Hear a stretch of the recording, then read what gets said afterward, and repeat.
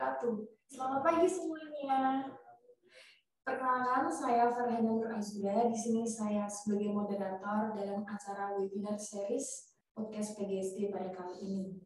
Nah, sebelum yang terhormat, Bu Siti Masfuah, SPD MPD, selaku Kepala Program Studi Pendidikan serta dosen pendidikan guru sekolah dasar dan para tamu undangan serta peserta webinar series pada pagi ini yang berbahagia. Nah, webinar kita pada pagi hari ini bertemakan pedoman penulisan karya tulis ilmiah. Nah, di mana kita semua akan mendengarkan pemaparan langsung dari narasumber kita yang tentunya kompeten dalam bidangnya. Nah, siapa lagi sih kalau bukan Bu Lintang Kirana Ratri dari MPD yang ada di sebelah saya. Nah, Bu Lintang Kirana Ratri ini merupakan salah satu dosen di Prodi Pendidikan Guru Sekolah Dasar. Nah, mengenai pembahasan yang akan dibahas Bu Lintang pada pagi hari ini, nah itu akan sangat bermanfaat sekali untuk kita, untuk para kalangan mahasiswa tentunya. Karena apa? Karena dengan kita memahami pedoman penulisan karya tulis ilmiah, nah, pola pikir kita itu akan menjadi sistematis. Nah, selain itu, dapat membiasakan kita untuk menyampaikan pendapat atau gagasan berdasarkan sumbernya. Jadi seperti itu, baik langsung saja kita dengarkan pemaparan materi dari narasumber kita, yaitu Bu Lintang. Kepada Bu Lintang, saya persilakan.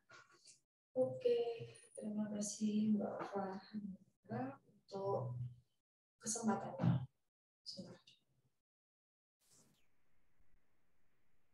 Cek. Mbak, oke sudah masuk.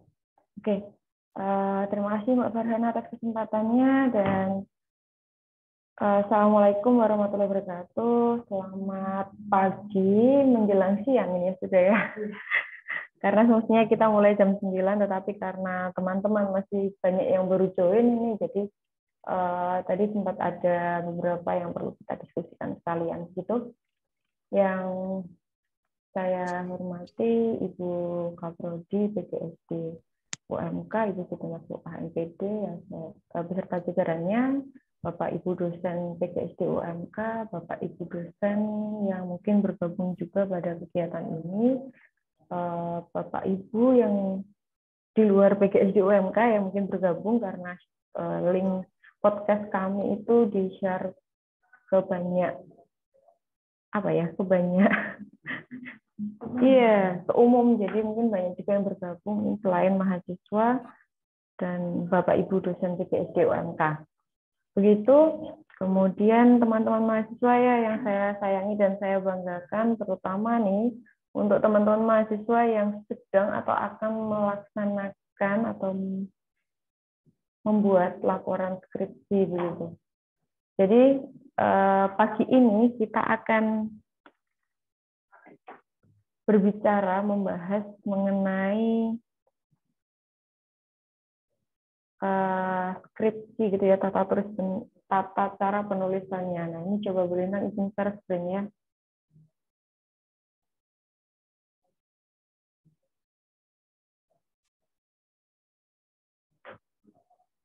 Oke.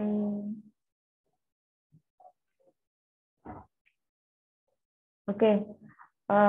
Mbak, Mas, dan teman-teman semua, Bapak Ibu, saya tidak ingin mengajari, tetapi ini kita hanya berdiskusi begitu. Kemudian juga merefresh ingatan-ingatan teman-teman mahasiswa ini yang banyak sekali yang sudah lupa begitu ya. Jadi ini pelajaran yang sudah didapat sejak di sekolah, tetapi sering terlupa dan lebih kurang diperhatikan begitu. Ada berapa slide ini tadi? 500 slide kayaknya ya. Kira-kira kita sampai besok pagi Mbak Farhana. Ini Bu Lintang sampaikan secara aja ya. Apa nih? Lewat aja ya, karena ini sudah ada kepakarannya tersendiri yang akan memberikan materi mengenai penelitian-penelitian ini. Jadi Bu Lina hanya ingin menyampaikan secara umum bahwa ada penelitian beberapa jenis penelitian begitu, seperti yang sudah tertera di sini, kuantitatif, kualitatif, gabungan, tindakan kelas dan pengembangan begitu. Kemudian ada sistematikanya, kurang lebih sistematikanya hampir sama ya. Di bab 1, 2, 3, 4, dan 5 ada pendahuluan, kajian pustaka, metodologi penelitian, hasil dan pembahasan. Kemudian di bab 5 ada saran dan simpulan dan daftar pustaka. Kemudian diakhiri dengan lampiran-lampiran. Nah, nanti lampirannya, kemudian bukti-bukti penelitian yang harus disampaikan dan lain sebagainya itu nanti ada ditentukan oleh jenis penelitian yang dipilih begitu ya. Kemudian di sini ada, kita mulai dari bab 1 ya. Di bab 1 ada latar belakang masalah. Apa sih latar belakang masalah itu? Kadang mahasiswa sudah menulis panjang lebar gitu Mbak Farhana. Ternyata yang ditulis bukan latar belakang masalah. Dia yang menyampaikan tentang teori-teori begitu. Padahal teori ini mestinya nanti kita masukkan di bab 2 di kajian begitu ya. Di latar belakang masalah ini merupakan dasar-dasar yang menjadikan peneliti itu punya alasan. Alasan kenapa sih saya memilih melakukan penelitian ini? Alasan kenapa sih saya memilih permasalahan ini untuk saya angkat menjadi topik penelitian begitu. Nah, itu dituliskan di latar belakang masalah. Gitu ya. Kemudian juga ada beberapa bukti.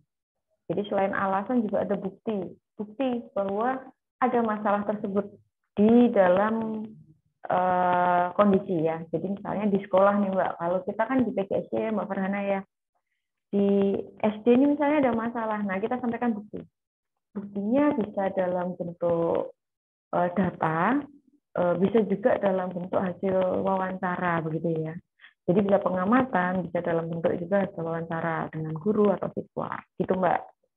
Terus nanti ada lagi nih kedudukan masalah yang diteliti, kemudian penelitian-penelitian yang mendasari. Nah, kenapa sih di bab latar belakang masalah tuh Bu? Itu sering kita disuruh ngasih penelitian relevan. Padahal penelitian relevan ini, tahu saya itu di bab 2 Bu, sudah ada poinnya sendiri. Penelitian relevan. Nah, penelitian relevan di bagian latar belakang masalah ini Mbak, Mas, biasanya kita pakai untuk apa? Untuk penelitian-penelitian yang sudah mendasari. Jadi kita akan melakukan inovasi penelitian gitu ya, mengembangkan lagi apa yang sudah ada gitu, pernah ada. Kemudian lanjut ke rumusan masalah ya. Nah, rumusan masalah ini kita punya apa ya? Hal-hal apa yang ini terjawab dari penelitian.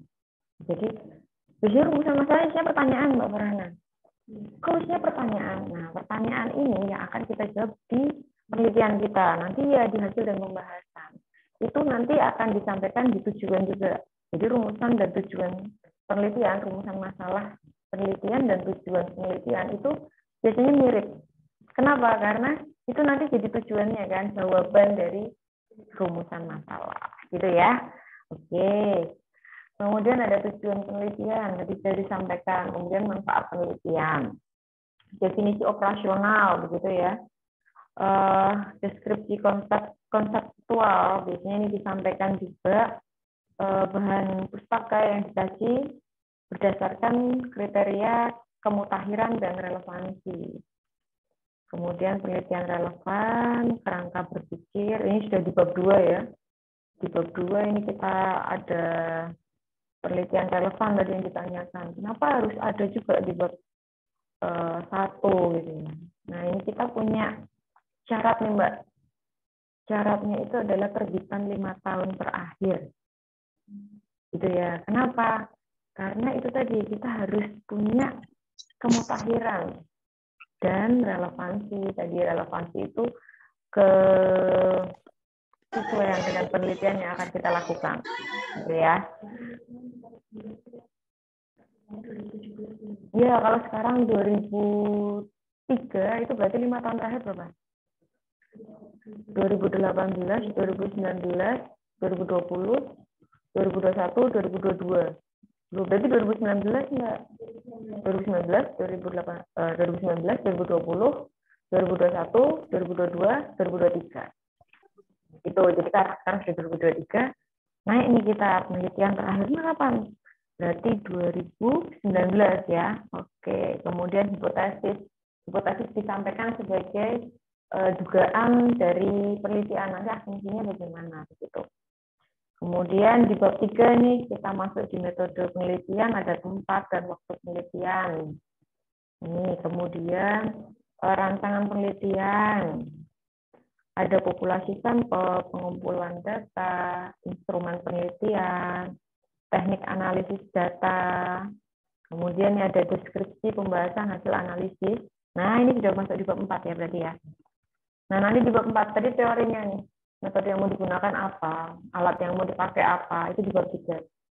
Kemudian masuk di bab 4, kita akan mendeskripsikan dan menyampaikan pembahasan hasil analisis dari hasil penelitian. Nah, tadi hasil penelitian itu disampaikan Mbak, berupa data disampaikan. Nah, nanti di pembahasan itu yang kita sampaikan pembahasan, dinarasikan begitu ya. Dibahas, dinarasikan, kemudian nah pada di bab 5 nih, bab 5 nanti kita sampaikan simpulan hasil dari penelitian yang telah kita lakukan tadi. Intinya apa sih? Apakah saya harus menyampaikan semua data? Tidak, tapi yang harus disampaikan di simpulan itu ya jawaban dari rumusan masalah tadi Mbak. Jadi sudah disimpulkan rumusan masalah pertama apa, terjawab apa. Rumusan masalah kedua apa, terjawab apa. Begitu. Kemudian saran ya. Salah satu sarannya itu disampaikan untuk peneliti selanjutnya. Jadi biasanya ada nih, ketika saya melakukan penelitian ini, saya menemukan kesulitan. Ketika saya melakukan penelitian ini, saya punya tips and trick misalnya gitu ya. Itu disampaikan. Begitu ya. Ini saya skip aja karena kurang lebihnya sama. Kulintang slide-nya ada berapa? Ada 500 tadi Mbak, Mas. Jadi mau dilanjutin nih satu-satu. Nanti kalian nggak jadi ini ya, nggak jadi mengerjakan nanti.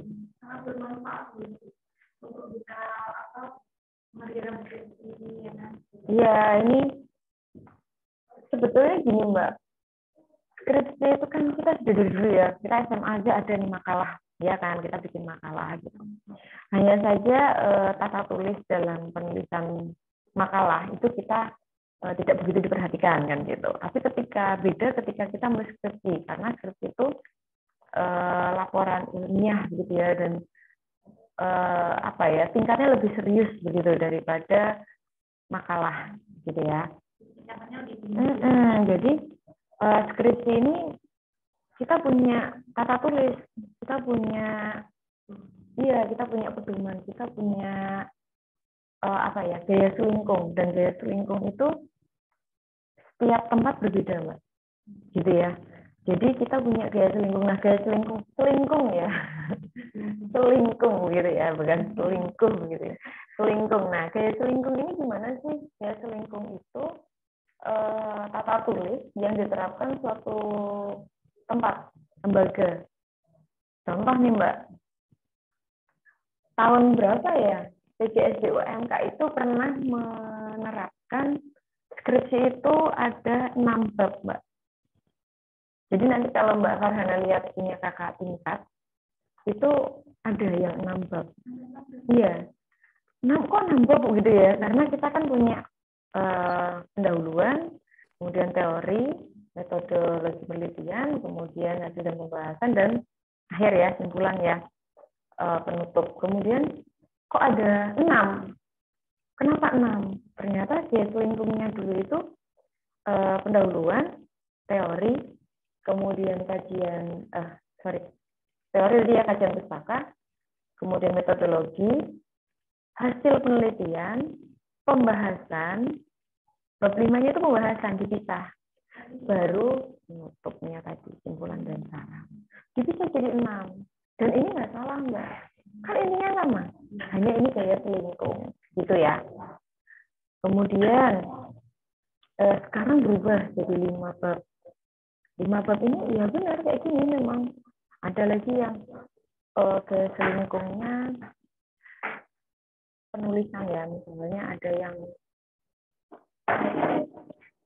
istilahnya nggak mau sepakat.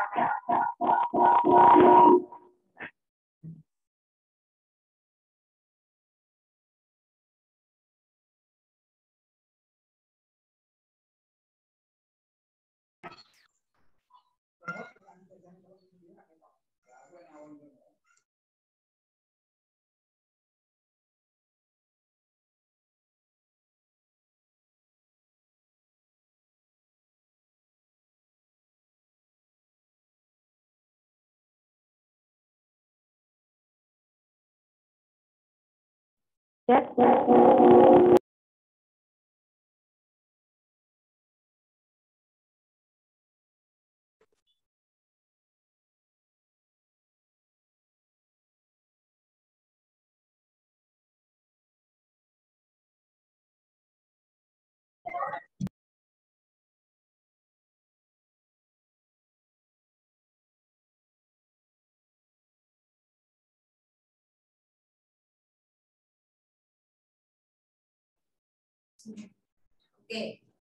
Oke, kita lanjutkan ya. Maaf tadi ada sedikit kendala teknis. Teknis apa teknis? Nah, yang betul teknis apa teknis gitu ya?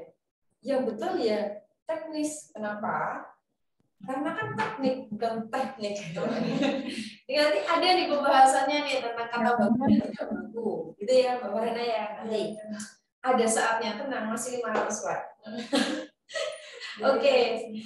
Nah, ini kita berbicara tentang bahasa. Ini ya, Bu Lintang masuk ke ini ya, ke teknik penulisan. Teknik penulisan skripsi. Oke. Di sini ada bahasa. Penulisan skripsi menggunakan bahasa yang jelas dan tepat serta gaya bahasa yang formal dan lugas. Nah, ini perlu kita apa ya? Kita renungkan begitu ya, Mbak Mas ya. Jadi, kenapa sih kita diminta begitu? Karena skripsi ini itu formal. Jadi, kita nggak bisa pakai kata-kata yang tidak formal. Misalnya nih contoh, Mbak. Siswa tidak mengerjakan tugas latihan misalnya gitu ya, itu tidak bisa kita pakai siswa nggak mau mengerjakan tugas, nggak bisa Mbak. Jadi kita harus pakai bahasa-bahasa yang formal tapi juga lugas begitu ya. Kemudian juga penggunaan istilah yang tepat begitu ya. Misal nih mau disebut apa nih anak ini, mau disebut siswa kah atau mau disebut peserta didik dan gitu ya. Nah, itu nanti kita juga mengikuti. Kemudian juga ada konsisten. Nggak boleh nih Mbak, misalnya di depan saya bilang siswa, di belakang saya bilang peserta didik. Ya. Kenapa? Karena bisa jadi yang dimaksudkan berbeda. Kalau yang dimaksudkan sama, usahakan dengan istilah sama. Itu Mbak, jadi kita nggak boleh kita kok pakai bahasa yang beda-beda gitu ya. Di depan siswa mampu, di belakang siswa bisa, gitu ya. Ini yang mana yang dipakai? Gitu ya. Jadi harus menggunakan kata-kata yang konsisten, kemudian yang artinya tidak ambigu, kemudian juga tidak boleh menggunakan jadi tidak boleh berbelit-belit juga. Harus intinya apa sih mau menyampaikan apa itu yang disampaikan. Beda kalau kita menyampaikan karya populer ya, artinya mungkin kalau kayak sastra gitu beda Mbak, jelas sastra itu sudah tidak bisa kita kok nggak boleh pakai ini, nggak bisa, bahkan judul pakai titik aja boleh kok kalau di sastra kan gitu. Terus kita tidak boleh nih harus menghindari kata saya, kami gitu Mbak, tapi diganti biasanya dengan peneliti atau penulis. Jadi tidak boleh hal tersebut saya temukan di sekolah, tidak boleh. Jadi misalnya hal tersebut telah ditemukan penulis. Iya, jadi gini, di dalam karya itu kita harus apa ya, meminimalisir penyebutan subjek. Jadi jangan sampai ada subjek kalau bisa. Seandainya harus banget ada subjek gitu ya, jadi kita pakai ini peneliti. Ya, jadi misalnya dari hasil observasi yang telah dilakukan, kan nggak perlu subjek nih, nggak perlu dari observasi yang telah peneliti lakukan, kan nggak perlu nih, itu dihilangkan nggak apa-apa, disamarkan gitu ya, dileburkan. Tapi kalau harus ada, ya itu tadi kita pakainya peneliti atau penulis, betul ya? Oke, jadi digunakan sesedikit mungkin. Nah, di sini sudah disampaikan ya. Kalau penggunaan saya, kita, kami, begitu ya. Kemudian ini dari tidak boleh, tapi jika terpaksa harus menyebutkan, nah ini kata saya itu diganti, saya, kami diganti dengan penulis atau peneliti, dan itu digunakan sesedikit mungkin. Gitu ya. Oke, saya lanjutkan. Ada tanda baca ya, Mbak, Mas. Ini nanti kita bahas juga, kita pakai POEB. Jadi teman-teman mahasiswa yang mau nulis laporan, itu kalian harus punya kata bintang ya. Menurut saya itu harus sekali punya dan sering cek POEB atau EYD gitu ya. Sekarang istilahnya balik lagi ke EYD nih. Ejaan yang disempurnakan. Kemarin kan POEB, pedoman umum ejaan bahasa Indonesia. Nah, ini harus banget, kenapa? Penulisan tanda baca ada kan di situ. Kemudian penggunaan huruf kapital itu juga ada, Mbak. Kemudian kata baku tidak baku. Kemudian cara pengutipan, cara penulisan daftar pustaka, ada semuanya. Jadi nggak bingung gimana ya biasanya gitu ya. Biasanya maksudnya nggak pantas biasanya gini gitu ya. Tidak ada pedomannya, kenapa harus bingung gitu ya. Terus ada lagi yang wajib, KBBI, Kamus Besar Bahasa Indonesia, itu harus punya. Kenapa? Itu juga bisa untuk cek kata baku, gitu Mbak. Terus lagi KBBI itu juga dipakai untuk kamu ketika teman-teman mahasiswa ya, ketika bingung nih, ini kalau saya pakai istilah ini terus, itu nanti akan kedetek turnitin gitu ya. Nah, kita sering kan harus parafrase. Untuk beberapa hal kita harus parafrase nata kalimat nih, supaya kalimat saya dan kalimat orang lain berbeda gitu. Itu kamu bisa cek di kamus KBBI. Kan bisa nih kita ambil kata bisa, itu bisa jadi dapat, bisa jadi mampu kan gitu ya. Ada banyak pilihan. Nah, itu nanti bisa jadi alternatif kata yang digunakan. Gitu ya. Oke, kemudian lanjut nih. Nah, ini ada kata baku dan tidak baku. Itu ya, nanti kita bahas di bawah. Ini kewajiban mahasiswa ya. Karena ini gaya selingkuh kita, jadi Bu Lintang yang sampaikan ya kurang lebih gaya selingkuh kita, meskipun nanti ada beberapa yang akan kita pola sedikit lah. Secara umum itu diketik dengan Times New Roman ya. Kemudian dengan size-nya 12.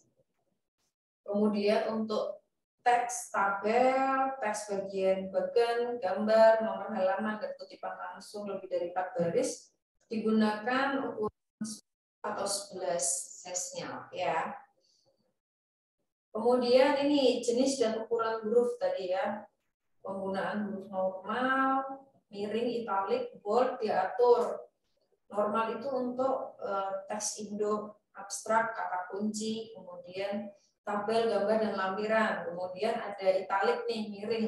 Apa yang harus ditulis dengan huruf miring gitu ya, atau tulisan miring italik ini. Ada kata asing non bahasa Indonesia. Jadi kalau kamu pakai istilah asing, pakai bahasa Inggris gitu ya, Mbak, bisa menggunakan model mix and match misalnya gitu ya.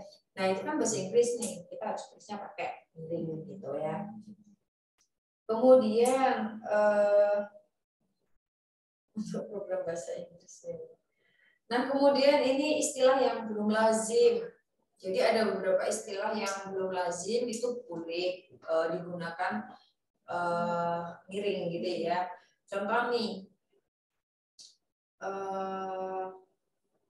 tata krama itu kan sudah dari bahasa Jawa ya Mbak ya, unggah-ungguh gitu. Meskipun tapi itu kan sudah enak ya didengar kita. Nah, tapi meskipun meskipun sudah sering dipakai, kemudian ada beberapa kata yang sudah masuk ke kamus KBBI itu kita tulis miring gitu karena masih jarang penggunaannya gitu ya. Nah, ada lagi Mbak, tadi salah satu fungsi KBBI. Jadi kalau kamu merasa ini bahasa ini sebenarnya udah masuk fungsi di bahasa Indonesia gitu ya, itu boleh dicek di KBBI. Contoh, ada kata ambiar. Nah ini lagi hits ya, sobat ambiar gitu ya. Kalau enggak misalnya lagi ini lagi kamu mau bilang aku lagi banyak pikiran nih gitu ya, atau aku lagi ambar gitu ya, like overthinking gitu ya. Nah ambiar ini kalau kamu buka di KBBI sudah ada Mbak, sehingga kata ambiar yang dari bahasa Jawa itu tidak perlu lagi ditulis miring. Iya, dari KBBI tidak perlu tulis miring. Iya, karena dia sudah dianggap jadi kata baku bahasa Indonesia. Gitu ya. Nah ini terus ada bagian penting. Kemudian judul buku, jurnal, dan lain sebagainya itu digunakan huruf italik. Kemudian bold. Bold itu untuk apa sih? Untuk judul bab dan judul subbab. Jadi nanti kalau kalian nulis bab 1 itu pakai bold tebal. Kemudian latar belakang, satu latar belakang itu juga pakai bold. Gitu ya. Kemudian spasi kita pakai 1,5. Kemudian ada beberapa syarat dan ini ada di pedoman, nanti bisa kalian cek gitu, bisa kalian cermati lebih dalam. Kemudian ini margins ya, kita punya 4433. Kemudian ada pengetikan alinea baru, ini ada aturannya juga 1,27 cm dari tepi kiri. Kemudian penomoran halaman. Dari bab 1 diberi nomor urut angka Arab dimulai dengan 1. Semua nomor diketik bagian bawah menggunakan jarak 2 cm dari tepi bawah kertas. Nah, gitu ya. Kemudian ini ada contoh-contohnya penulisan. Ini ya tadi yang disampaikan penulisan bab begitu dan subbab ya. Oke, penomoran bab dan subbab ini ya. Nah, kemudian tabel dan gambar. Nih, ini juga ada ketentuannya. Tulisan tabel, nomor, nama tabel ditempatkan di atas tabel. Ingat-ingat ya, di atas tabel. Kemudian kata tabel ditulis di pinggir atau tepi diikuti nomor judul tabel. Kemudian jika tabel lebih dari 1 halaman, maka bagian tabel termasuk teksnya yang di atasnya itu harus diulang di halaman selanjutnya. Ya. Jadi misalnya nomor, nama begitu ya Mbak. Di halaman berikutnya dikasih lagi. Oke, kemudian nomor tabel ditulis dengan angka Arab sebagai identitas tabel gitu ya. Kemudian nama tabel menggunakan huruf kecil. Kemudian tidak diakhiri dengan tanda titik karena kita anggap sebagai judul tabel ya, nama tabel begitu. Jika nama tabel lebih dari 1 baris, maka ditulis dengan jarak 1 spasi, baris kedua dan seterusnya ditulis sejajar dengan huruf awal tabel. Jadi rata ya Mbak ya. Tulisan dalam tabel ditulis dengan jarak 1 spasi, hurufnya tetap Times New Roman, kemudian size-nya 10 atau 11. Lebih kecil di dalam tabel. Gitu ya. Terus tabel menggunakan garis datar horizontal, tidak menggunakan garis tegak vertikal. Nah ini garis selingkung, jadi ada yang bentuknya tabel utuh Mbak, semua kotak-kotak gitu karena membagi gitu ya. Tapi ada juga yang hanya garis horizontal saja, tidak menggunakan garis vertikal. Kemudian di jarak 2 spasi antara tabel dan judul tabel beserta tabel harus ditempatkan pada halaman yang sama. Jadi nggak boleh nih misalnya Mbak Farhana bikin tabel ya, karena tabelnya besar, terpisah nih mereka judul dan tabelnya, itu nggak boleh, harus disatukan. Jadi sebaiknya malah justru tabelnya aja yang kepotong di halaman berikutnya. Ya, gitu ya. Oke, kemudian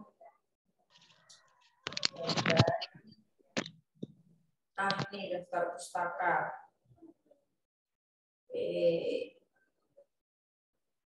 Saya dikasih waktu sampai berapa?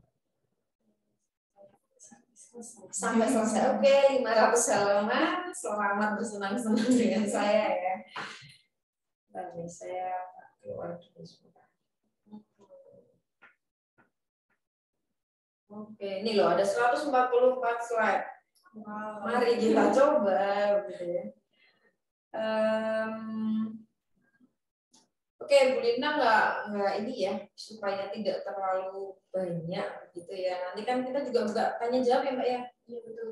Jadi kita Bu Lina kasih ini aja deh, poin-poin utamanya aja gitu ya. Nanti sambil kita ngobrol, sambil disampaikan. Nah, ini kita bicara tentang apa ya? Huruf ya. Ada beberapa hal. Nah, ini aturan dalam penulisan. Nah, ini Bu Lina nanti kasih ini aja. Aturan dalam penulisan dan beberapa hal yang sering salah gitu ya, Mbak. Jadi lebih ke poin-poinnya mahasiswa yang sering kelewat nih, yang sering lena nggak diurus nih gitu ya. Nah ini satu, ini aturannya ya, saya bacakan aturannya. Satu, harus taat dan konsekuen mengikuti aturan. Yang kedua, inovasi pelajaran, ejaan bagi mahasiswa. Yang ketiga, mahasiswa belajar secara mandiri tentang EYD. Yang keempat, pembelajaran bersifat praktis atau pelatihan dominan, gitu ya. Kemudian ini ada beberapa contoh teks. Oke. Nah, ini yang mau Brina sampaikan. Intinya, gitu ya. Intinya, Mbak, Mas, dalam penulisan karya ilmiah berupa skripsi, gitu, proposal, skripsi. Kesalahan umumnya mahasiswa itu rata-rata sama. Apa sih? Penulisan kata depan, penggunaan tanda baca, penggunaan kata baku, penulisan huruf kapital, serta menyematkan rujukan sebagai referensi. Oke, itu ada 5, Mbak. Hampir semua mahasiswa gitu ya, ini melewatkan ini. Bukan saya bilang mahasiswa tersebut tidak paham atau tidak tahu ya, Mbak, tapi sering kelewat. Kurang, ya sering lena dengan 5 hal ini. Kurang diperhatikan gitu ya, karena oh ya betul, ketika kalian menulis skripsi, ketika kalian membuat laporan penelitian, poin pertama yang paling penting adalah isinya, kontennya yang ada di dalam penelitian. Jadi ini sudah bunyi penelitiannya, sudah bunyi skripsinya, laporannya gitu. Itu poin paling penting. Tapi karena disampaikan dengan bentuk laporan, gitu ya, ya kita harus mau nggak mau ngikutin kata tulis, Mbak, kan gitu. Mbak Farhana pergi nih, Mbak Farhana tolong sampaikan ke Buka Prodi. Bu Lintang mengundang Buka Prodi dalam acara podcast ini. Mbak Farhana datang Buka Prodi, ini kami mau mengadakan podcast. Buka Prodi berkenan hadir, ya. Kalau Buka Prodi acara waktu boleh hadir misalnya gitu ya. Kami berharap Buka Prodi hadir misalnya gitu ya. Itu secara ketika Mbak Farhana ini surat. Ketika suratmu tulisannya pakai huruf kecil semua, gitu. Tidak ada titik koma, tidak ada, kita punya aturan, ada kop surat, mungkin ada penyampaian tujuan surat ke siapa, dengan tujuan itu ada kepadanya siapa, tujuan dari surat itu isinya halnya apa, gitu ya Mbak. Ada lampirannya tidak, ada nomor suratnya tidak, gitu kan. Ada tanda tangannya yang nyuruh siapa, terlihat gitu. Itu kira-kira sampai nggak Mbak? Diterima nggak? Gitu loh. Diterima ke iya, diterima nggak? Enggak kan? Ini apa nih? Oh, Mbak Farhana curhat nih gitu ya. Karena tulisannya pakai huruf kecil semua gitu ya, tidak memperhatikan artinya ya. Kemudian misalnya namanya bukan kita posisi masuk AMPD, kita tulis pakai huruf kecil semua. Terus gelar tulis saja MPD, gabung semua, tidak usah pakai titik. Misalnya begitu. Apakah bisa gitu? Iya, kita punya aturan. Jadi karena kita tinggal di Indonesia, ya kita pakai aturan penulisan penomoran surat yang ada di negara kita, gitu ya. Oke, nah ini salah satunya juga ketika kita ya, gitu. Jadi kita ada ininya nih, ada aturannya. Kata depan, oke, kita mulai dari kata depan ya. Kata depan itu apa sih, Mbak, Mas? Teman-teman, mungkin ada yang mau menyampaikan ke Bu Lintang. Halo, Mbak, Mas. Ini yang online terus ditinggal pergi, saya ikut dong. Halo Mbak, Mas. Boleh dong ada yang ngasih Bu Lintang suara, halo gitu. Bu, saya tahu kata depan itu apa gitu. Bu, saya pernah dengar gitu. Atau Bu, saya lupa, berarti ya nggak apa-apa. Halo. Ada Mbak, jadi rata-rata itu memang online lah ditinggal ya. Jangan ya Mbak, Mas. Apalagi kalau off cam gitu. Iya.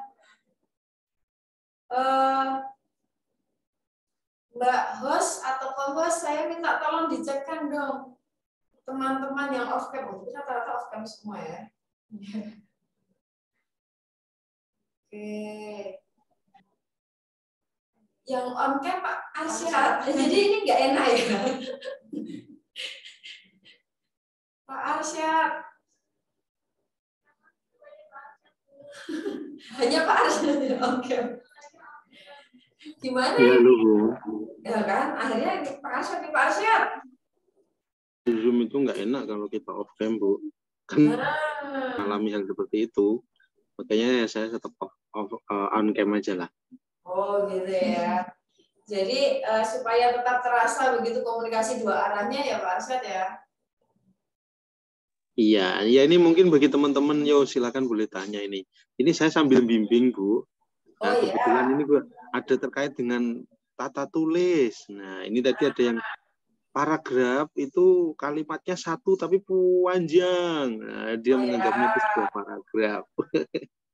Ya, mungkin teman-teman yang lain kalau ada yang mau ditanyakan ya, ini mumpung ada ahlinya nih terkait tata tulis, bisa ditanyakan. Nggak ahli Pak, saya juga belajar Pak. Maaf nih. Oke, kata depan nih Mbak Mas. Jadi Bu Lintang tuh punya dua, kata depan dan kata imbuhan Mbak. Imbuhan, kita punya prefix, itu ada di dan ke. Kemudian di kata depan juga ada di dan ke. Ya, jadi kalau ada kata di sekolah, itu dia pakainya kata depan. Dia menunjukkan lokasi gitu ya, suatu tempat gitu ya, tujuan.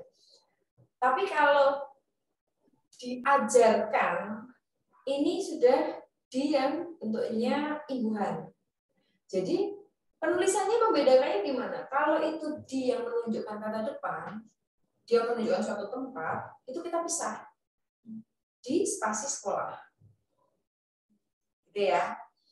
Kemudian kalau di yang menunjukkan tadi ya kegiatan diajar begitu, digabung. Ke juga sama. Nah, nih misalnya nih Bu Lintang kena hewan misalnya, kena disengat lebah gitu ya di kepala. Mana yang disengat lebah gitu? Ini di kepala, dinya dipisah kan digabung. Dipisah kan Bu Lintang menunjukkan di kepala kan gitu. Kalau disengatnya itu disengatnya digabung.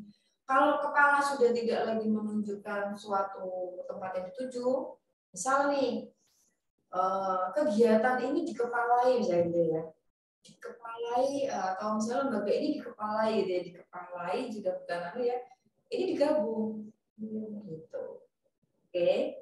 Nah, ke juga sama. Ini sering sekali dipakai sama mahasiswa. Jadi di sekolah digabung tulisannya.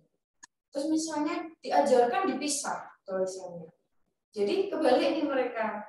Di yang kata depan menunjukkan tempat, misalnya gitu ya. Tadi di kepala, di kaki, di sana, di sini, di samping, gitu. Di mana, gitu. Itu kita pakai dipisah. Tapi kalau itu menunjukkan tadi imbuhan, begitu, ya kita pakai digabung. Itu ya, ini yang sering diabaikan sama teman-teman mahasiswa. Lah Bu, cuma tulisan di atas saja kok tidak dipisah gitu ya. Seperti yang kalau dijelaskan di atas, tapi dia digabung di atas jadi satu. Ini hal-hal sepele tetapi kelewat begitu ya. Nah, terus ada lagi nih penggunaan tanda baca. Penggunaan tanda baca ini Mbak merupakan kesalahan kedua tertinggi begitu ya. Versi apa ini? Versi pembimbing begitu ya. Karena Bapak Ibu dosen itu kadang begini. Aduh Mbak tadi ya saya bilang itu dalam suatu laporan itu nomor penting nomor 1 itu kontennya isinya. Yang nomor 2 tata tulisnya. Jadi Bapak Ibu dosen itu mau ngurusin tata tulisnya itu sudah capek dulu sama kontennya gitu ya. Jadi isinya aja belum tentu benar gitu ya. Isinya aja masih belum sesuai nih. Kalau kita ngurusin tata tulis sudah sesuai sudah syukur akhirnya gitu. Jadi hanya beberapa Bapak Ibu dosen yang misalnya nih parah artinya misalnya nih judul kalau ditulis pakai huruf kecil misalnya itu baru diingatkan gitu ya. Kemudian misalnya nih kok judul tidak di bold gitu baru diingatkan ini boldnya di bold sudah kelihatan kalau ini judulnya dan lain sebagainya gitu. Itu ya. Jadi kesalahan kedua selain keliru dalam daftar kata yang tidak boleh dipakai di awal kalimat juga kata depannya ini tadi ya. Nah masih sering ditemui nih kesalahan dalam menentukan tanda baca yang digunakan dalam suatu kalimat. Contoh, apa ya tanda baca dalam suatu kalimat? Nah ini ada daftar ya. Tadi Bu Lintang kelewat ada daftar kata yang tidak boleh dipakai di awal kalimat. Jadi ada dan, atau, tetapi, kemudian sehingga, kemudian apa ini? Kok Lintang sih? Mungkin bukan. Temannya sedangkan apa? Nah, ini kenapa tidak boleh di awal? Kenapa sih? Kenapa? Karena dia kata hubung, dia kata sambung. Kenapa tergandeng? Gandengannya nggak di depan, Mbak? Karena di depan nggak ada yang digandeng di belakangan gitu. Jadi ini penghubung. Kalau ditaruh di depan, jadi tidak sesuai dengan fungsinya dong, kan gitu. Jadi dia fungsinya menghubungkan. Ada antar kalimat, ada antar paragraf, begitu ya, atau antar frasa. Nah, ada pengecualian, dia boleh di awal kalimat dengan syarat di depannya ada kalimat yang lain. Jadi masih nyambung. Kemudian juga ada beberapa aturan, contohnya penggunaan kata sambung yang saling berkaitan. Contoh nih, kita pakai tetapi Mbak Farhana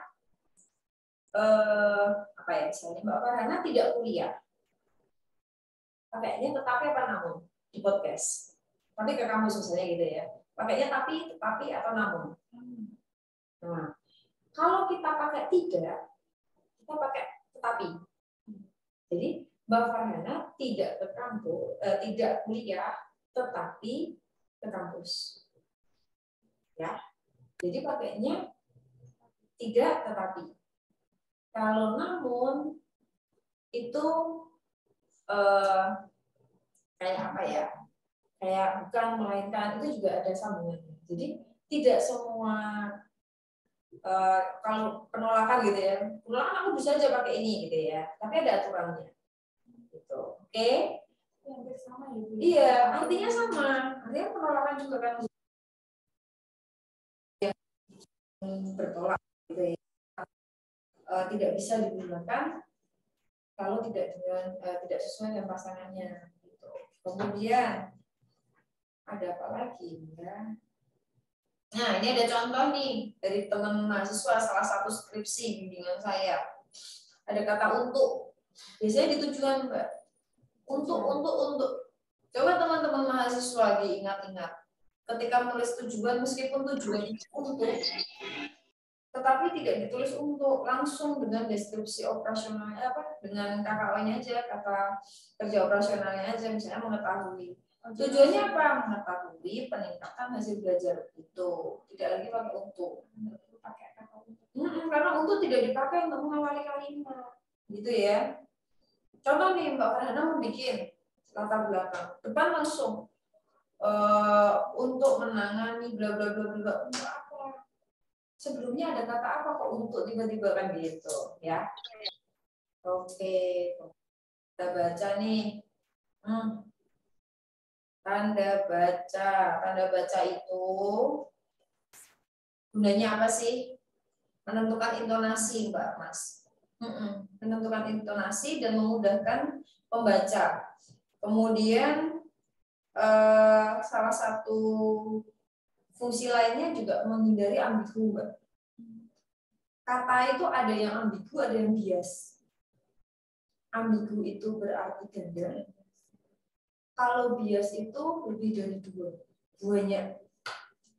Banyak artinya. Contoh nih, yang sering kita pakai, guru-guru bahasa Indonesia pakai semua. Orang-orang bahasa Indonesia sering pakai.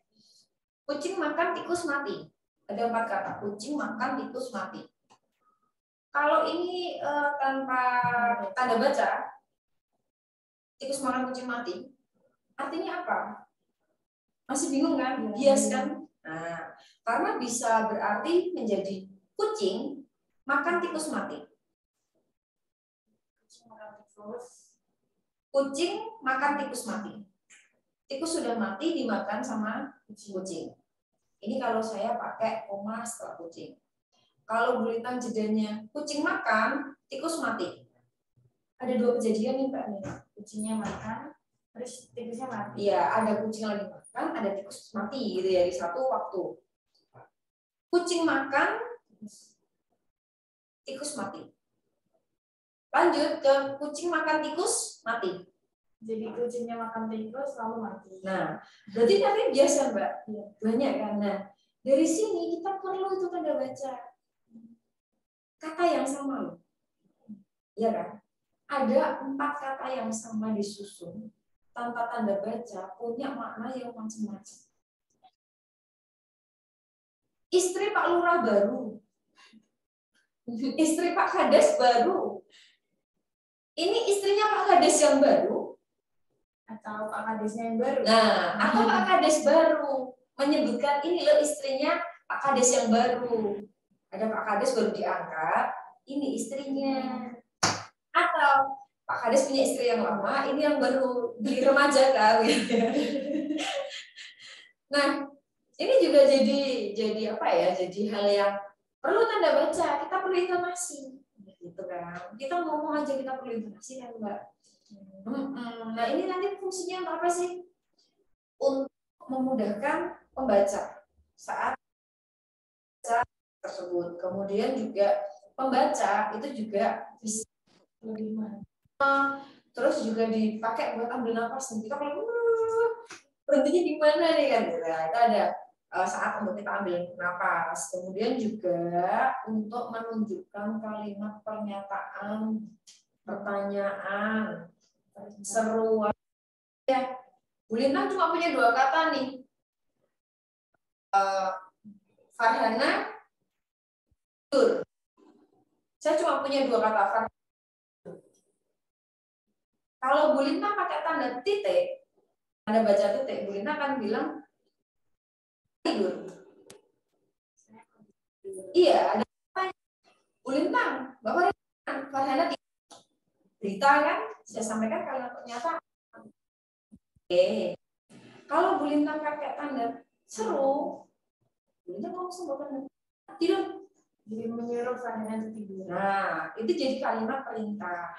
Kemudian kalau Bu Lintang pakai tanda tanya, Farhana tidur. Saya sama orang, mana Farhana tidur? Ya kan?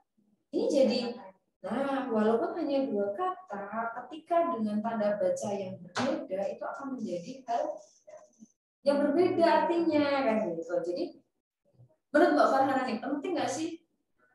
Penting sih. Kita komunikasi itu kan kalau nggak ada tanda baca juga kayak nggak nyambung. Nah, betul. Jadi ya orang gimana sih? Bu Lintang itu punya orang yang bantuin Bu Lintang ya Mbak di rumah, yang jagain anak-anaknya Bu Lintang.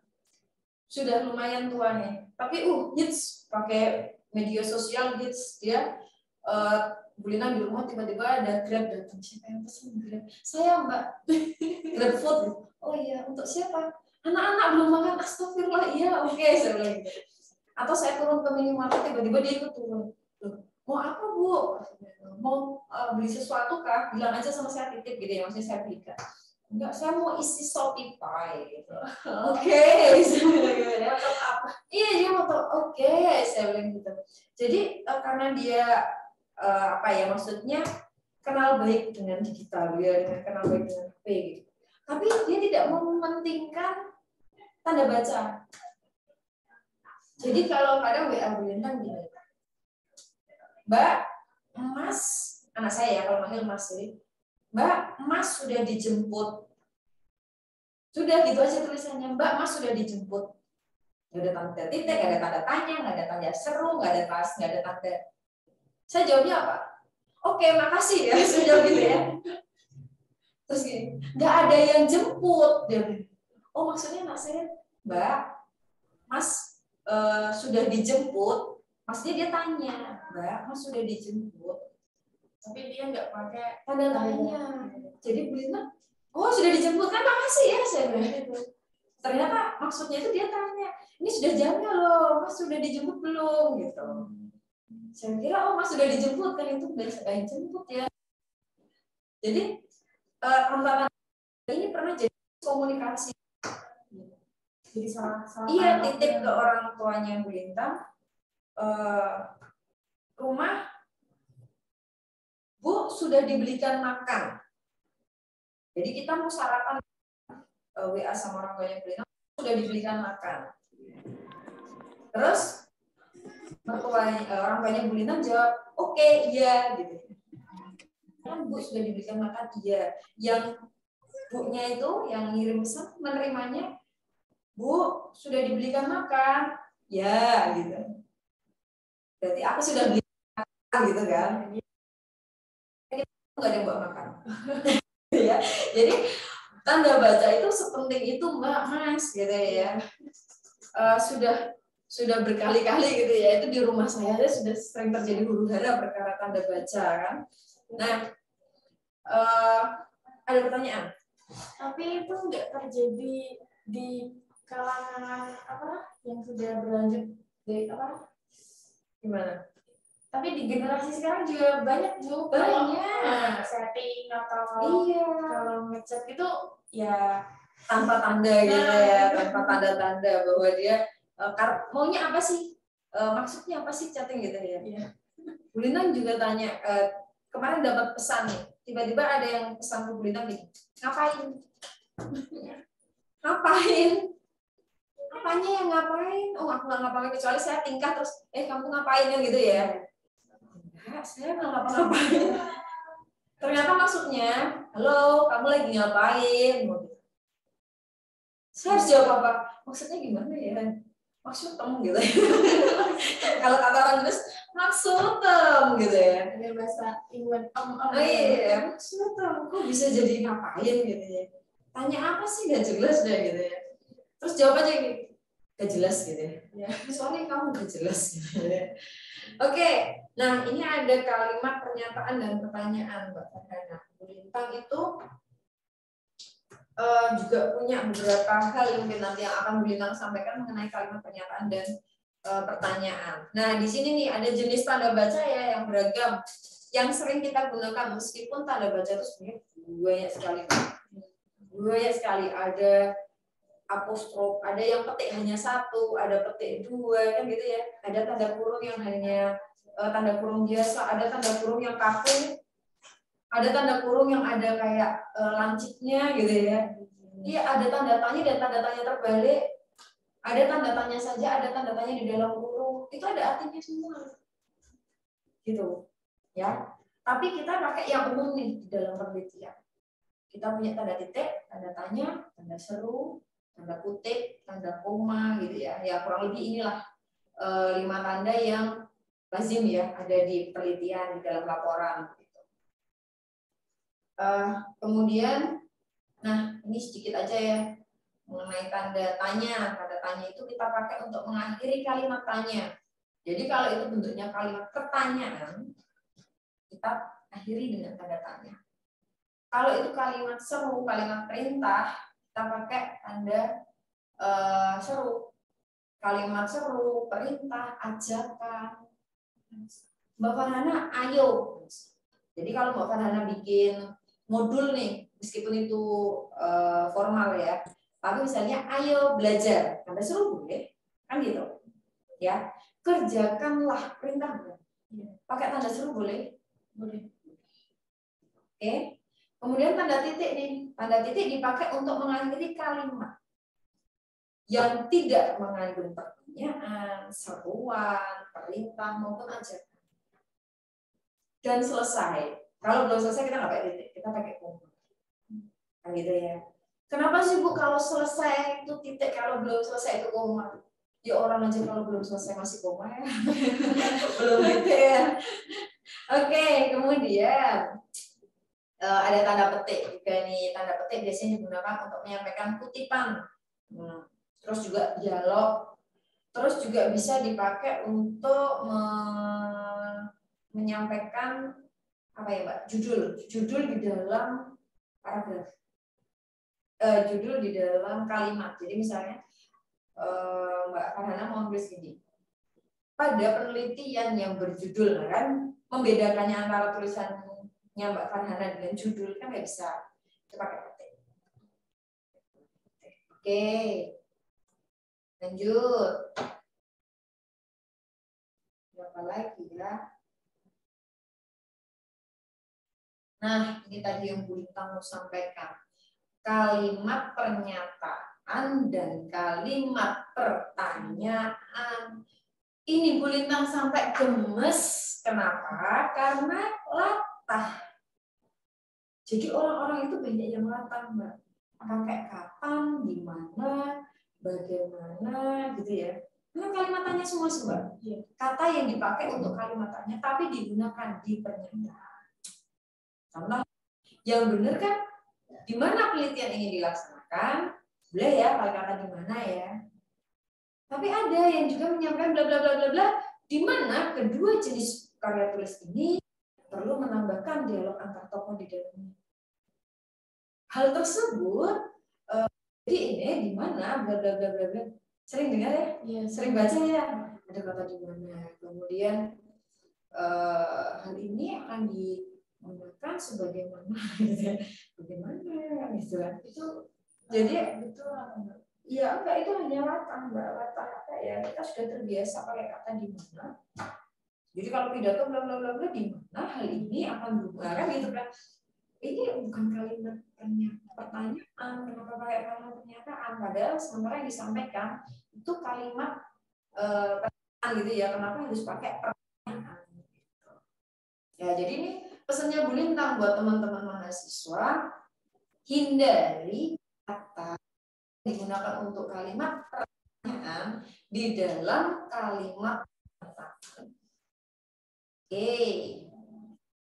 Kalau ngurusin kayak gini tuh Mbak, satu harusnya ya. Jadi harusnya kita kuliah satu semester. Buat kasih gini ya, yang umum aja deh, yang misalnya aja deh, gitu ya. Kemudian ini ada nih penulis kata serapan. Ini ada yang salah menulis kata serapan. Kesalahan berikutnya adalah penulisan kata serapan yang berasal dari bahasa asing kemudian berubah jadi bahasa Indonesia. Ada banyak kata serapan. Kata serapan itu gimana, Mbak? Yang asing tadinya, kemudian dijadikan ke bahasa Indonesia. Contoh, aktif. Jadi aktifnya di bahasa Indonesia kan pakai F, bukan aktif gitu ya. Paham ya? Jadi kayak conference, jadi konferensi itu kan kita pakai jadi serapan dari bahasa asing. Ini ada beberapa contoh nih, ada kata koperasi, kemudian ada kata objek. Nah, ini kadang masih salah, mereka masih tulisnya objek pakai CT. Tapi objek. Nah, kadang pakai Y, gitu itu juga salah tulisannya. Kemudian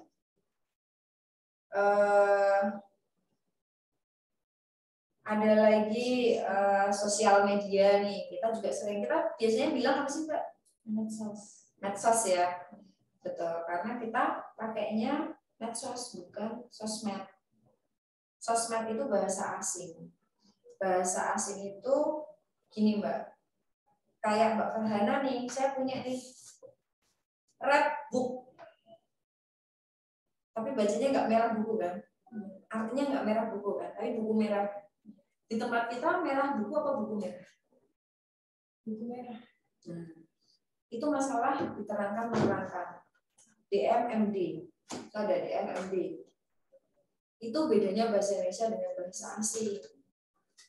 Jadi kalau kita bilang tadi red book, di kita buku merah, buku berwarna merah, bukan merah berwarna buku kan gitu. Jadi diterangkan menerangkan, bukan menerangkan diterangkan. Kalau di luar itu sosial media, medsos, sosmed kan gitu ya. Kemudian ada email, elektronik mail gitu. Kalau kita kan harusnya pesan elektronik, bukan elektronik pesan, ya kan? Jadi kenapa sih kemarin sempat berita ya, kalau Mbak Farhana ngikutin berita kan ada ojek online. Nah, karena itu tidak baku, akhirnya pakainya kan ojek daring. Tapi karena sudah melekat di masyarakat jadi ojol gitu ya. Ojol. Nah, terus ada lagi nih kata EKTP, ingat nggak? Dulu rame-ramenya korupsi atau apalah itu ada bermasalah EKTP kan gitu. Kemudian berubah menjadi elektronik KTP, kemudian berubah lagi menjadi KTP elektronik. Karena akhirnya kan kita pakai kan KTP-L, KTP elektronik, tidak lagi elektronik KTP. Tuh, itu ya. Kemudian ada beberapa nih analisis. Analisis itu kalau dalam bahasa asing kita pakai analisis, pakai analisis genesis ya. Tapi yang serapannya kadang kita sampainya keluarnya analisa. Itu kayak fotosintesa, fotosintesis. Kemudian diagnosa, diagnosis. Analisa, analisis. Itu sama. Kita pakai kata bakunya sesuai dengan kata serapan. Nah, ini balik nih akhirnya kita ke kata baku. Gitu ya, Mbak. Kata baku. Kata baku itu jalan terus, Mbak. Kita harus refresh terus, jadi ngikutin terus gitu ya. Kata baku itu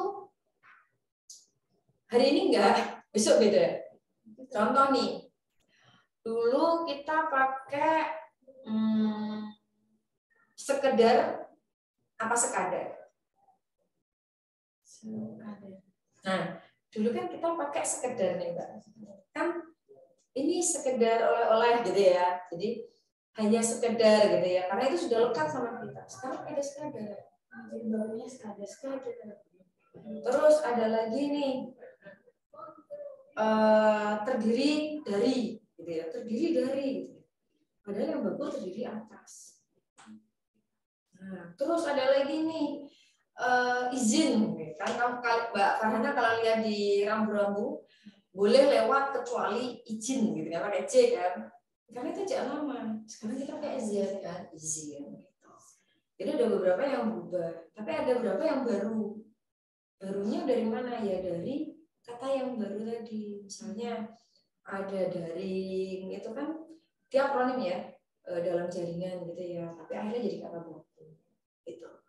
Terus ada lagi yang baru, ada pos elektronik. Kan dulu nggak ada email tuh Mbak, adanya pos aja ya, pos artinya surat, dulu kirim surat dengan pos. Sekarang ada pos elektronik gitu ya. Dari kata mana? Dari kata email sebetulnya. Kemudian masuk ke bahasa Indonesia jadinya pos elektronik. MOS gitu ya, kita pakai MOS untuk ini. Kan nggak jadi tikus kan masuk ke Indonesia kan. Kalau bahasa Inggris tikus. Untuk membedakan akhirnya kita pakai petikus gitu ya. Ya mungkin masih mirip tapi kita punya istilah. Warganet itu kan dari netizen gitu ya. Netizen masuk ke kita nggak netizen, kita masuk warganet. Itu istilah-istilah baru gitu ya. Oke, kemudian ada apa lagi ya? Banyak loh sudah kok. Ini ada beberapa contoh nih tabel kata baku tidak baku. Seperti aktivitas, yang tidak baku apa, yang baku apa. Ini tidak baku dan tidak baku ya. Fondasi itu sebenarnya fondasi. Iya, jadi yang betul, ini yang kanan baku ya, typo ini. Yang kanan baku, yang kiri tidak baku. Nah, ini sering dipakai sama mahasiswa itu apa? Kerangka berpikir, ditulisnya kerangka berpikir. Jadi yang betul berpikir, bukan berpikir. Kemudian pondasi, itu justru fondasi. Ya. Terus bernafas. Nah, itu Bulitan sering tuh ngomong-ngomong. Banyak lagu kan, Mbak. Separuh nafasmu gitu ya. Kayaknya udah enak tuh nafas gitu ya. Kalau nyanyi jangan nafas. Lihat iklannya, nafas segar gitu, nggak napas gitu ya. Tapi padahal yang baku kita pakai nafas. Iya, tuh. Kemudian kerjasama digabung apa dipisah sih? Digabung apa dipisah kan sering tuh. Yang baku itu dipisah. Kemudian ada risiko gitu ya, yang baku risiko dan lain sebagainya, banyak sekali ini. Nah, ini yang mau Bu Lintang sampaikan juga, penulisan huruf kapital. Penulisan huruf kapital ini ada aturan khususnya. Jadi dalam satu kalimat itu tidak semuanya huruf kapital, tetapi tidak maksudnya, tapi bisa juga menggunakan huruf kapital dan tidak gitu ya, artinya diawali huruf kapital. Nah, aturan pertama dan paling utama dalam penggunaan huruf kapital itu adalah wajib menggunakan huruf kapital di awal kalimat gitu ya, atau paragraf gitu. Jadi di kalimat awal itu wajib kalimat yang diakhiri dengan tanda baca begitu. Ini aturan pertamanya Mbak. Sebetulnya aturan lainnya banyak nih. Huruf kapital itu dipakai untuk agama, kitab suci, pengantin Tuhan. Jadi Islam, Kristen, Buddha, Konghucu dan lain sebagainya itu kita pakai kapital. Penyebutan Tuhan. Ya, kemudian kita menyebutnya untuk penciptanya, rahmatnya, karena itu merujuk ke Tuhan, artinya kita merujuk ke mau yang ditujukan gitu ya. Itu kita nyanyi tetap pakai kapital. Gitu ya. Beda kalau misalnya Bu Lintang ini punyanya gitu ya, misalnya Mbak ini punya siapa gitu, punyanya Bu kan tidak ya, tapi punya yang artinya rujuk ke Tuhan, menuju ke Tuhan itu kita pakai huruf kapital. Kemudian tulisan gelar kehormatan seperti Haji, Pak Haji gitu ya. Di sini nggak punya Pak Haji ya Mbak, Kudus nggak ada Pak Haji. Ya, adanya Pak Haji ya. Iya, jadi nanti namanya bukan. Jadi ada Pak Arsyad ya, tidak Arsyad Fardani, Arsyad Fardani karena kaji bukan haji. Jadinya itu kaji Arsyad. Iya, kaji Arsyad bukan haji ya. Kemudian sultan, nabi, imam gitu kita pakai huruf kapital Mbak. Terus ada lagi penyebutan jabatan atau pangkat. Presiden, gubernur, wali kota, kaprodi, rektor, dekan, itu kita pakai huruf kapital, gitu ya. Kemudian, nah di sini juga ada nih Mbak huruf yang dipakai untuk menyebutkan bahasa, bangsa, suku gitu ya. Misalnya bahasa Indonesia itu B-nya kecil, tapi Indonesianya harus wajib besar. Kemudian bahasa Inggris, suku Dayak, bangsa Indonesia itu harus wajib dengan huruf kapital nama bangsanya. Nah, terus juga penulisan tahun bulan. Tahun bulan itu tidak hanya bulan Desember, bulan Januari, bulan Februari itu enggak, Mbak, tapi kayak bulan-bulan dalam agama Islam ya, misalnya bulan apa ya, Rajab ya. Rajab misalnya itu juga ditulis bulan Syawal, itu juga ditulis dengan kapital. Tahun juga, tahun Hijriah, tahun Masehi itu Masehi Hijriahnya juga menggunakan huruf kapital gitu ya. Kemudian menulis suatu badan atau lembaga, nah itu misalnya UMK begitu ya, yang ditulis besar, Universitas Muria Kudus itu besar semua. Karena itu nama kan, nama lembaga begitu. Kemudian ada lagi menulis kata ganti nama. Kalau itu merujuk ke orang langsung ya. Jadi misalnya Anda gitu ya, Anda begitu itu menggunakan huruf kapital. Terus meskipun di tengah atau di akhir paragraf itu ya. Kemudian contohnya lagi penggunaan huruf kapital yang merujuk ke, tapi ini tidak dipakai sih di dalam laporan, tapi juga penting. Misalnya ada kutipan langsung dari wawancara gitu ya. Misalnya dia mau merujuk ke gurunya, itu ketika dia bilang beliau gitu, itu kita pakai kapital. Misalnya Bu Lintang mau bilang adik ke anaknya Bu Lintang ya, misalnya saya tanya, Mas, adik mana? Itu adiknya saya pakai kapital.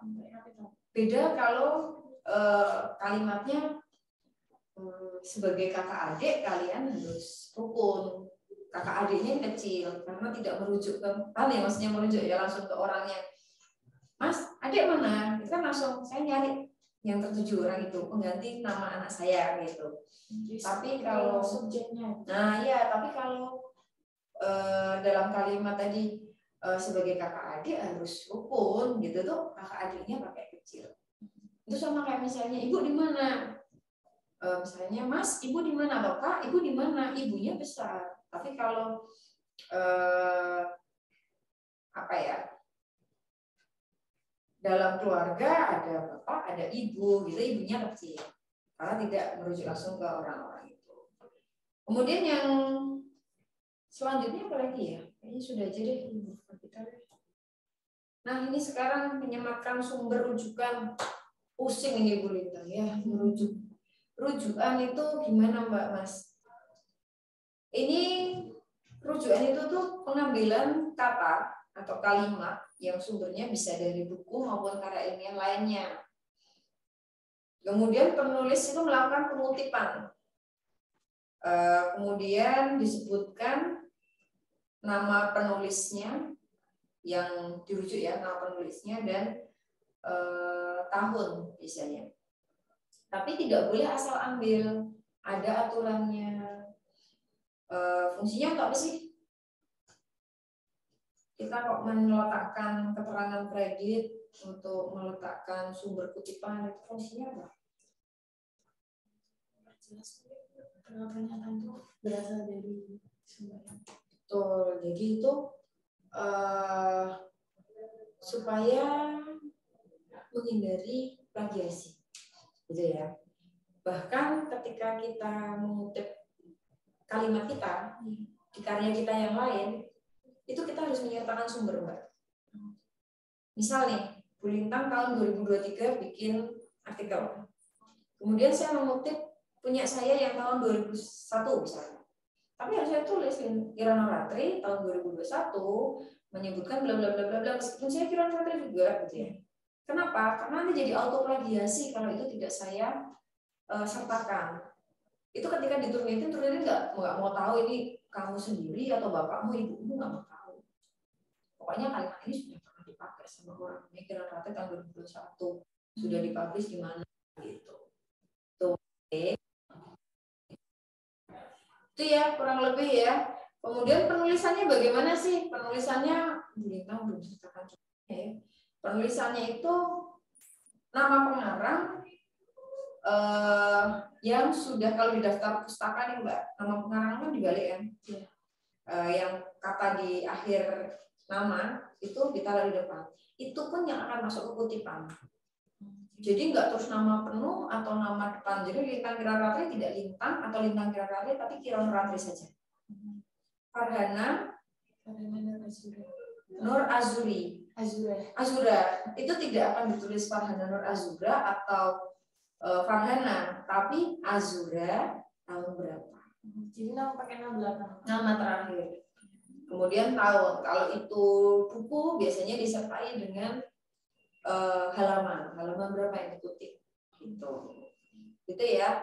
Kalau di depan ya ditulisnya menurut Azura dalam kurung 2023 halaman 120 dalam kurung ini bla bla bla merupakan apa gitu. Tapi kalau di akhir bla bla bla merupakan dalam kurung Azura, 2023.2 halaman. Jadi Azuranya di dalam kurung. Gitu ya. Ini nanti mungkin next ya karena lumayan nih. Ini yang Bu Lintang sampaikan selanjutnya ada apa nih? KKO ya. Ini sudah ada di sudah ada di mana-mana. Nah, ini untuk penulisan daftar pustaka ini pakai Mendeley yang sudah pernah disampaikan di podcast-podcast sebelumnya sama Bapak Dr. Nur Fajri begitu ya. Lebih lengkap, lebih detail beserta dengan praktiknya begitu ya. Ini Bu Lintang sampaikan aja, mengingat kembali, merefresh kembali ada langkah-langkahnya. Jelas download Mendeley, buka Mendeley, hubungkan ke Word, kemudian kembali ke Mendeley, membuat folder, draft file, cek kelengkapan file pada PDF, kemudian tulis citasi secara otomatis, cari menu view, menuliskan jurnal, cek lokasi peletakan hasil download jurnal, sisihkan citasi, membuat daftar pustaka. Begitu. Ada lagi Mbak? Sudah. Selesai saja ya. Terima kasih karena ini kalau lagi 141 slide gitu ya. 144 ya Mbak? 140. 500/5-nya. Kalau jadi saya sampaikan semua nanti kita nggak jadi nggak jadi bikin skripsi, jadinya review. Oke. Bu Lintang kembalikan ke Mbak Farhana. Silakan Mbak. Terima kasih. Saya minta maaf. Assalamualaikum warahmatullahi wabarakatuh.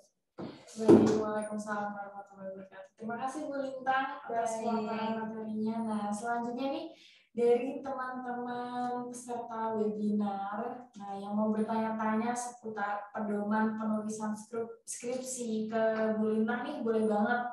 Silakan raise hand atau bisa juga ajukan pertanyaan di kolom room chat ya. Oke. Berapa nih? 11 mungkin kalau ada yang dibingungkan atau apa gitu, mumpung ada Bu Lintang di sini boleh tanya-tanya gitu.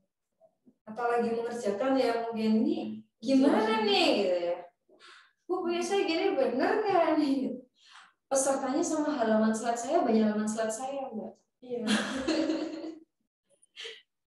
Karena juga udah musim liburan. Iya, teman-teman sudah mulai liburan nih. Nah Bu, kadang tuh udah punya kan apa sih mau menulis karya ilmiah ya? Udah punya ide, kayak susah ngembanginnya gitu. Ada tips dan triknya nggak? Kalau tips dan trik ketika kamu menulis karya ilmiah biar tertulis gitu ya, biar jadi. Itu ya satu-satunya adalah menulis Mbak. Tulis aja. Mau jelek, mau nggak nyambung, mau beda, mau salah, gitu, tulis.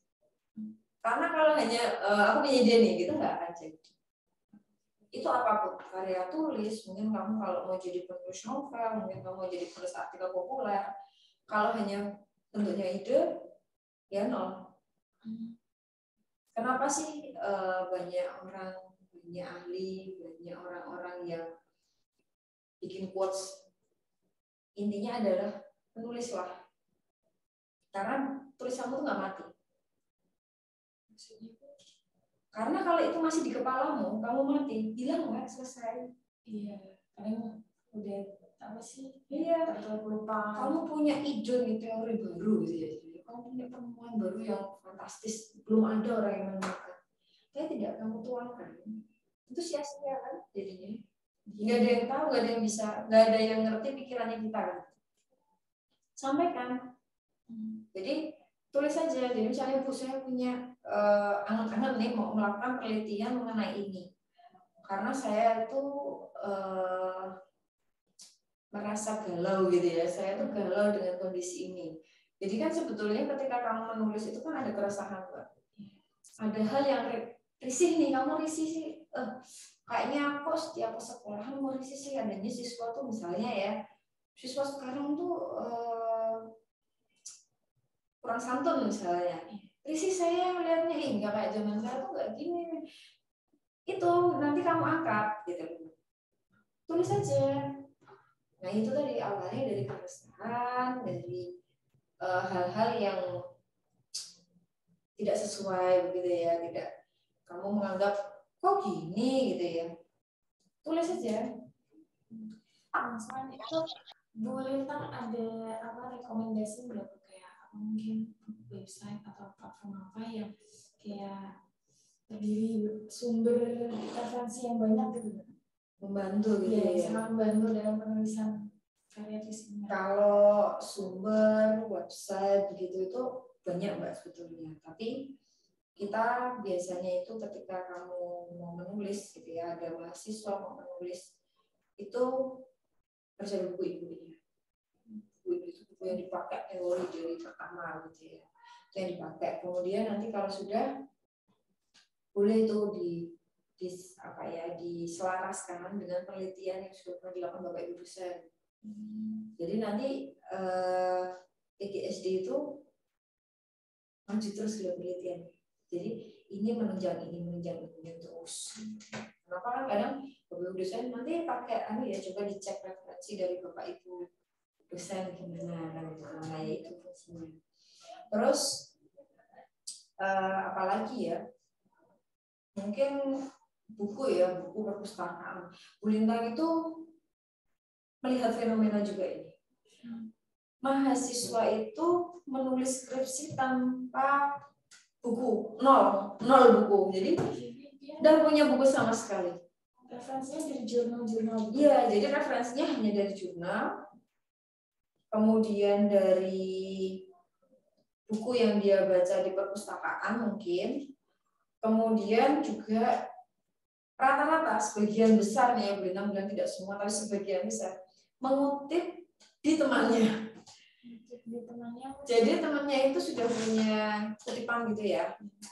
Oke, thank you. Apa nih? Yang hello. Thank you. Tadi ya misalnya Mbak Farhana nih, Mbak Farhana punya buku penelitian, metodologi penelitian, punya buku teori-teori yang mau Mbak Farhana pakai buat mendukung penelitian dengan variabel yang Mbak Farhana pakai gitu ya. Terus ada nih temennya Mbak Farhana, misalnya namanya Ika atau Ita gitu ya. Ita nih buka punya Mbak Farhana, kemudian kutipan Mbak Farhana diambilin, masukkan ke tempat dia. Tanpa dia itu tahu Mbak Farhana dapat dari mana, nggak penting menurut dia. Jadi bla bla bla. Kadang di copy langsung, jadi seolah-olah dia seperti Mbak Farhana yang mengutip dari buku-buku itu. Kadang ditulisnya bla bla bla dalam Farhana, bla bla bla dalam Farhana. Paham nggak? Misal tadi kutipan mengenai metodologi penelitian, dia pakai misalnya yang sering saya pakai Sugiono misalnya. Pakai Sugiono, tapi dia nggak punya bukunya Sugiono. Dia nggak cari jurnal yang membahas tentang bukunya Sugiono dan yang lain sebagainya. Tapi langsung ambil dari Mbak Farhana. Jadi Sugiono dalam Farhana 2000 sekian, kemudian jadi statementnya atau kutipan dari Sugiono, tetapi di dalam punya Mbak Farhana. Itu boleh enggak sih? Itu sebetulnya boleh dilakukan, tetapi dengan syarat-syarat tertentu gitu loh. Syaratnya satu, buku itu sudah tidak ada. Kan ada juga buku yang sudah lama, sekarang ini buku itu udah nggak ada, ya kan? Yang kedua, bukunya sulit didapat. Misalnya buku dari luar negeri, buku. Dan itu minim harusnya, jangan banyak. Tapi mahasiswa rata-rata ya dari 100% kutipan dia yang ada di dalam laporan itu lebih dari 50%, bahkan 60-70%, bahkan sampai 90%. Itu dalam-dalam. Gitu loh. Nah, ini kurang oke ya, karena jadi kurang bisa di kurang bisa di apa sih Mbak, kelayakannya gitu ya untuk dipublish sebagai sumber yang bisa dipertanggungjawabkan, itu jadi berkurang, jadi tidak baik toh gitu. Terus juga tadi yang mengutip langsung nyomot gitu, itu juga sama. Itu biasanya bingungnya gini, Mbak, Mas, kenapa di dalam laporanmu ada kutipannya si A, si B, si C, di daftar pustaka tidak ada? Sering itu nggak dicantumkan daftar pustaka. Iya, kan karena dia ngambil langsung. Gitu. Kadang ada yang pintar nih ngambil tapi sama daftar pustakanya. Tapi gini Mbak, itu kan jadi kode etik ya. Kode etik, kalau di dokter nih punya kode etik kan. Tidak boleh. Nah, di dalam dunia ilmiah, penelitian gitu ya, pelaporan, itu juga ada kode etiknya. Coba Mbak Farhana nih punya statement yang jadi teori, ya. Kemudian Bu Lintang ngutip Mbak Farhana. Kemudian tidak saya sertakan yang nama Mbak Farhana. Jadi seolah-olah itu kutipannya saya ngomong. Dihargai nggak Mbak Farhana? Satu. Jadi kesannya jadi kayak plagiasi. Iya, jadi plagiasi. Itu ada masih penting ya, maksudnya bisa dianggap sebagai plagiasi. Tapi kalau misalnya Mbak Farhana kutip, Bu Lintang tulis Mbak Farhana. Kemudian misalnya nih Mas Yusuf ngutip Mbak Farhana lewat Bu Lintang dalam Kironoratri kan. Farhana mengatakan bla bla bla dalam Kironoratri 2003. Yang masuk ke daftar pustaka Kironoratri apa Farhana? Kironoratri kan. Kamu kena nggak? Iya gitu. Jadi kode etik itu dipakai untuk saling menghargai, untuk memberi apresiasi buat ahli gitu ya, sumber-sumber referensi yang kita kutip gitu. Jadi nggak asal-asal. Ini kayaknya nggak ada pertanyaan ya Mbak ya? Iya. Cukup ya? Udah Cukup kayaknya deh. Pesannya Bu Lintang tadi ya, mungkin tentang penulisan skripsi. Jadi kalau kita tulis pedoman itu sudah ada, jadi silakan dibaca. Punya buku pedoman yang dikasih itu juga silakan dimanfaatkan begitu. Kemudian untuk tata tulis tadi yang di beberapa mungkin kurang diperhatikan karena sudah mengikuti kegiatan di studi wacana PGSD pada hari ini dengan saya. Jadi silahkan mulai diperhatikan ya Mbak Mas dan teman-teman semua. Begitu Mbak Firana, silakan. Ya, baik. Terima kasih Bu Lintang ya atas pemaparan materinya. Semoga materi hari ini sangat bermanfaat untuk kita, ya kan. Nah, untuk hal itu terima kasih juga untuk para peserta webinar yang masih berkenan join walaupun tidak mau on kamera ataupun bertanya. Saya ucapkan terima kasih atas waktunya dan jangan lupa mengisi presensi di room chat Zoom. Baik, terima kasih Bu Lintang. Oke, sama-sama. Sekian dari saya. Mohon maaf apabila ada kesalahan. Terima kasih. Wassalamualaikum warahmatullahi wabarakatuh. Waalaikumsalam. Bye. Saya tidur.